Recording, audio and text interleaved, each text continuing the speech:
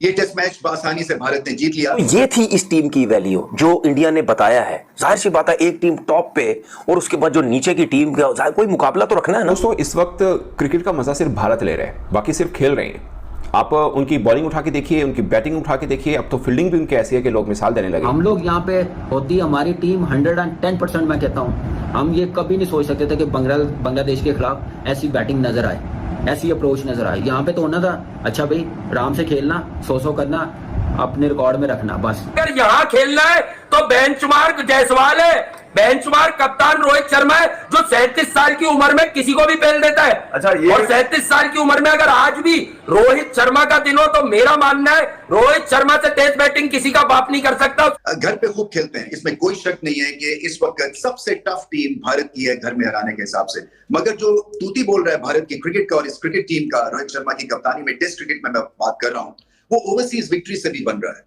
इसलिए कि ना सिर्फ ये कंपेटिटिव रहते हैं ओवरसीज टेरिटरीज में, बल्कि मैचेस जीतते हैं, जिसकी वजह से धाक बन चुकी है। जो बेसबॉल पहुंची थी इंडिया के अंदर, तब भी इनका दी एंड कर दिया था इंडिया ने, लेकिन अब तो प्रॉपर तरीके से उसका दी एंड कर दिया ना। दी एंड ऑफ बेसबॉल हो चुका हुआ है and the beginning of raw ball, मतलब कि रोहित शर्मा की स्टाइल की क्रिकेट रॉ बॉल इंडिया ने शुरू कर दी हुई है। हमें तो बहुत ज्यादा सीखना होगा, क्योंकि हम लगातार अपने घर के अंदर हार रहे हैं। 2 बरस हो चुके हैं हम जीते ही नहीं है, 2 बरस हो चुके हैं और भारत को बरसों हो गए अपने घर में कभी हारे हुए को।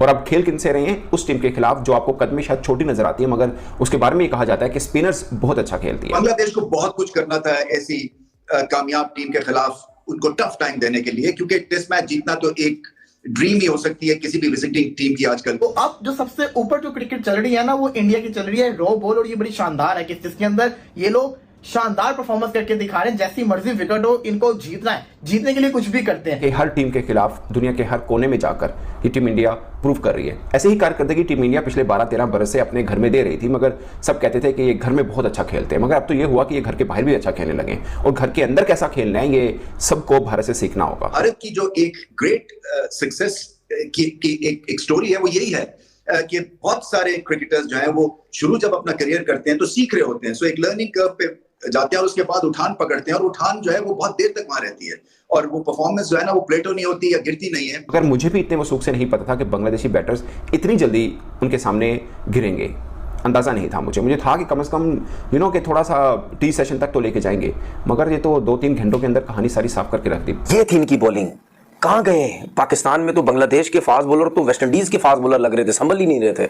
मेहदी हसन ऐसे बना हुआ था जैसे पता नहीं कोई मतलब अनिल कुंबले आ गया, कोई समझ ही नहीं आ रही है। जसप्रीत बुमराह की क्लास, अश्विन जडेजा की क्लास, और इंडिया की रेडलेस बॉलिंग एक दफा फिर छा गई और टीम इंडिया के लिए एक मैजिकल विक्ट्री, एक हिस्टोरिक विक्ट्री को इस वक्त क्रिकेट का मजा सिर्फ भारत ले रहा है, बाकी सिर्फ खेल रहे हैं। आप उनकी बॉलिंग उठा के देखिए, उनकी बैटिंग उठा के देखिए, अब तो फील्डिंग भी उनकी ऐसी है कि लोग मिसाल देने लगे हैं कि भाई इनके तो बॉलर्स भी अच्छे कैचेस पकड़ते हैं। और ये T20 वनडे टेस्ट हर फॉर्मेट के अंदर दुनिया के हर टीम के खिलाफ दुनिया के हर कोने में जाकर ये टीम इंडिया प्रूव कर रही है। ऐसे ही कारकर्दगी टीम इंडिया पिछले 12-13 बरस से अपने घर में दे रही थी, मगर सब कहते थे कि ये घर में बहुत अच्छा खेलते हैं। मगर अब तो ये हुआ कि ये घर के बाहर भी अच्छा खेलने लगे, और घर के अंदर कैसा खेलना है ये सबको भारत से सीखना होगा, और शायद हमें तो बहुत ज़्यादा सीखना होगा, क्योंकि हम लगातार अपने घर के अंदर हार रहे हैं। 2 बरस हो चुके हैं हम जीते ही नहीं है, 2 बरस हो चुके हैं और भारत को बरसों हो गए अपने घर में कभी हारे हुए को। और अब खेल किनसे रहे हैं? उस टीम के खिलाफ जो आपको कद में शायद छोटी नजर आती है, मगर उसके बारे में ये कहा जाता है कि स्पिनर्स बहुत अच्छा खेलती है। मुझे याद है जब चौथा दिन खत्म हुआ कानपुर का, मैंने बोला था कि स्पिनर्स की हुक्मरानी रही चौथे दिन में। 18 विकेटें गिरी, जिसमें से 12 स्पिनर्स ने ली थी, और साफ है कि 5वां दिन स्पिनर्स का होगा, और भारत के स्पिनर्स दुनिया के बेस्ट स्पिनर हैं और बांग्लादेश उनके सामने टिक नहीं पाएगा। मगर मुझे भी इतने वसूख से नहीं पता था कि बांग्लादेशी बैटर्स इतनी जल्दी उनके सामने गिरेंगे, अंदाजा नहीं था मुझे था कि कम से कम कि थोड़ा सा टी सेशन तक तो लेके जाएंगे, मगर ये तो 2-3 घंटों के अंदर कहानी सारी साफ करके रख दी। जो बेसबॉल पहुंची थी इंडिया के अंदर, तब भी इनका दी एंड कर दिया था इंडिया ने, लेकिन अब तो प्रॉपर तरीके से उसका दी एंड कर दिया ना। दी एंड ऑफ बेसबॉल हो चुका हुआ है and the beginning of raw ball, मतलब कि रोहित शर्मा की स्टाइल की क्रिकेट रॉ बॉल इंडिया ने शुरू कर दी हुई है।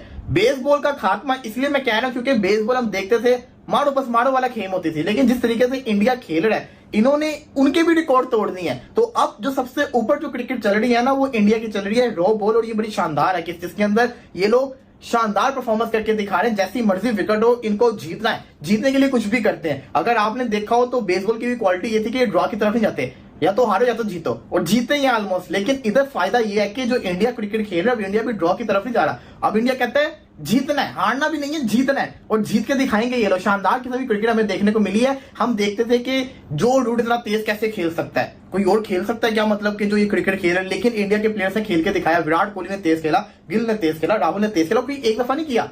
आप अगर देखते हुए आ रहे, जायसवाल हमेशा से तेज खेलता है, रोहित शर्मा शुरू से तेज खेलता है, ऋषभ पंत शुरू से तेज खेलता है, तो ये बड़े अरसे से काम करते हुए आ रहे थे। अब फाइनल में टच दे दिए। अश्विन ने जो पहले टेस्ट में जो सेंचुरी मारी थी, उसका स्ट्राइक रेट कितना था आपने देखा था ना। ये चीजें मैं बात करूं तो इंडिया ये क्रिकेट बड़े अरसे से खेल है। जसप्रीत बुमराह की क्लास, अश्विन जडेजा की क्लास और इंडिया की रेडलेस बॉलिंग एक दफा फिर छा गई और टीम इंडिया के लिए एक मैजिकल विक्ट्री, एक हिस्टोरिक विक्ट्री को सेटअप कर दिया। Now it will be down on the batters के ये जो रन्स हैं, जो कि बहुत ज्यादा रन्स नहीं है, उन रन्स को आके बनाए, 95 रन्स बनाए और ये मैजिकल और हिस्टोरिक टेस्ट मैच अपने नाम करें। ये मैजिकल और हिस्टोरिक ओपोनेंट की वजह से नहीं है, क्योंकि कल भी आप लोग को जब क्रिकेट शुरू हुई थी 2.5 दिन के गैप के बाद तो बोला था ये अब इंडिया वर्सेस बांग्लादेश का मुकाबला नहीं है, ये इंडिया वर्सेस टाइम का मुकाबला है।